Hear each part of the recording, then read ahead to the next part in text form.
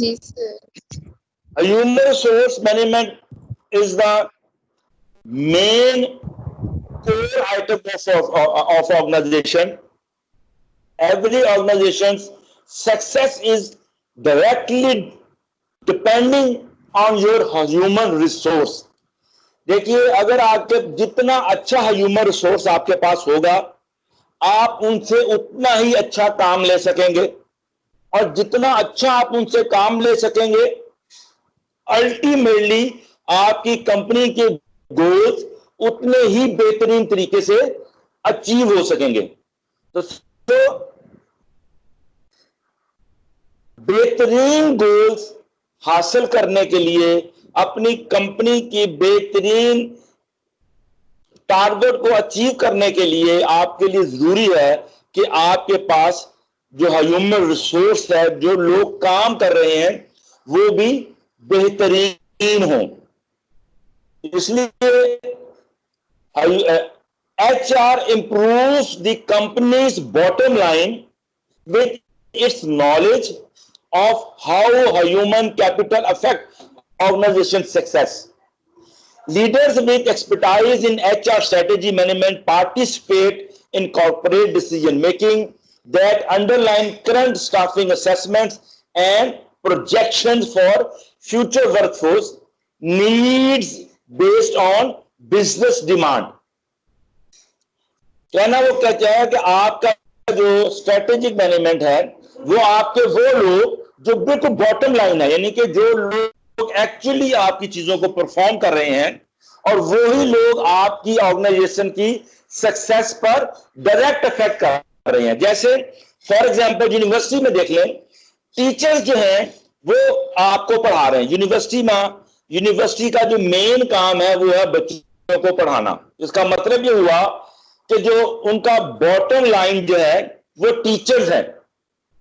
तो जितने अच्छे टीचर्स होंगे वो उतनी बेहतर तरीके से बच्चों को पढ़ा सकेंगे, और जितना अच्छा बच्चों को समझ आएगी, अल्टीमेटली आपकी यूनिवर्सिटी का नाम उतना ही बेहतर होगा। तो जो आपकी बॉटम लाइन है उसको आप बेहतर करते हैं, और वही आपका कैपिटल है, और वही जो है आपकी ऑर्गेनाइजेशन की कामयाबी और कामरानी पर असर करता है। इसके साथ साथ आप उसको इस काबिल बनाते हैं कि जो करंट डिमांड है, जो करंट सिचुएशन चल रही है, वो उसको लेकर साथ चल सकें। मसलन एक ऐसा टीचर जो पुराना है, नॉलेज बहुत ज्यादा अच्छा है उसके पास, किताबें बहुत उसको आती हैं, लेकिन वो अब लैपटॉप यूज ही नहीं कर सकता, प्रेजेंटेशंस नहीं दे सकता, तो वो फिर कैसे इफेक्टिव होगा करंट सिनेरियो के हिसाब से?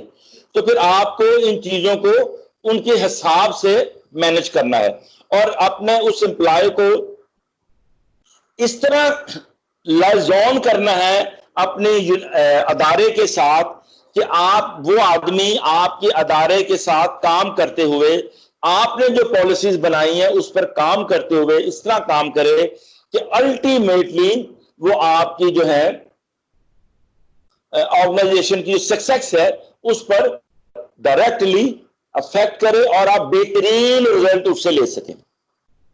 तो पहला फिर आप स्ट्रेटेजिक मैनेजमेंट करेंगे, उसकी स्ट्रेटेजी को बेहतर करेंगे, उसको बताएंगे कि भी किस तरह काम करना है, आपने उसको किस तरह लेकर चलना है। सेकेंडली, वो जो चीजें आप अपने लिए बेहतर करेंगे, that is the compensation, wages and salaries.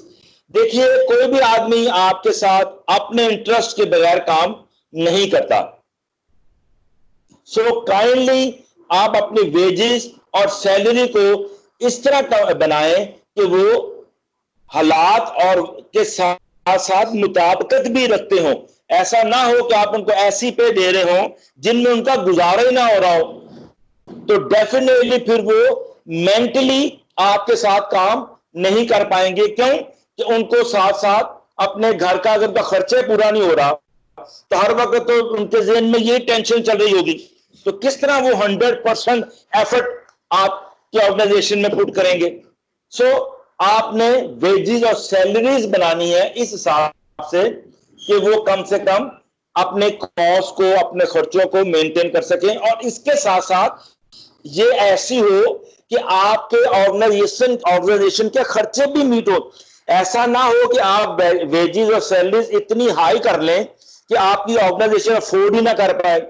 तो ये दोनों इस तरह के होंगे कि आपका एम्प्लॉय भी खुश रहे और आपकी ऑर्गेनाइजेशन भी उसको अफोर्ड कर सके।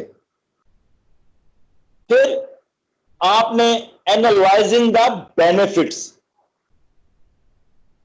Benefit specialist can reduce the companies cost, यानी वो कह रहा है कि आप अपनी चीजों को विद टर्नओवर, यानी कि आप बेनिफिट्स को इस तरह करें कि कंपनी के कॉस्ट भी कम रहे और आपके टर्नओवर भी ज्यादा। ये ना हो कि पैसे आप इतने कम कर लें कि लोग छोड़ के जाना शुरू कर दें।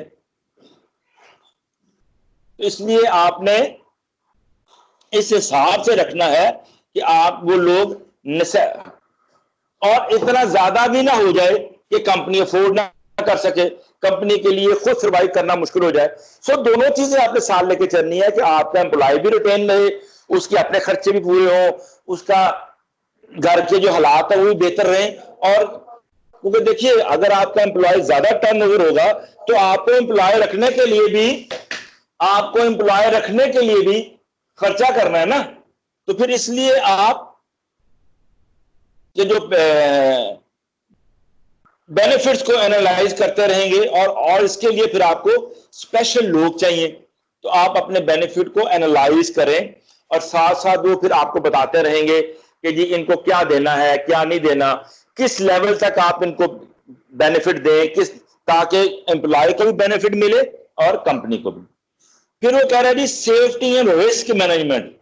कोई भी आदमी अपनी जान पर खेलकर आपके लिए काम नहीं करेगा, और अगर एक आदमी अपनी जान पर खेलकर आपके लिए काम कर रहा है तो आपकी ये जिम्मेदारी है कि फिर कम से कम आप उसके लिए सेफ्टी का मैक्सिमम ख्याल रखें, ताकि आप उसको ऐसा माहौल दें कि उसकी जिंदगी और सेहत दोनों सेफ रहें, ताकि वो आपके साथ बगैर किसी टेंशन के काम कर सके। तो टेंशन फ्री होकर वो उसी वक्त काम करेगा जब मेडिकली वो आपके साथ अपने आप को महफूज समझेगा, अपने आप को सेफ समझेगा और अपने आप को रिस्क फ्री समझेगा।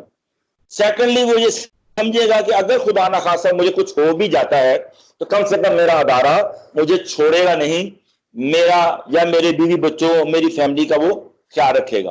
तो जितना आप सेफ्टी और रिस्क मैनेजमेंट को बेहतर रखेंगे, इन चीजों को आप रिड्यूस करके काम करेंगे, आपकी जो वर्क प्लेस है वो उतनी ही सेफ रहेगी।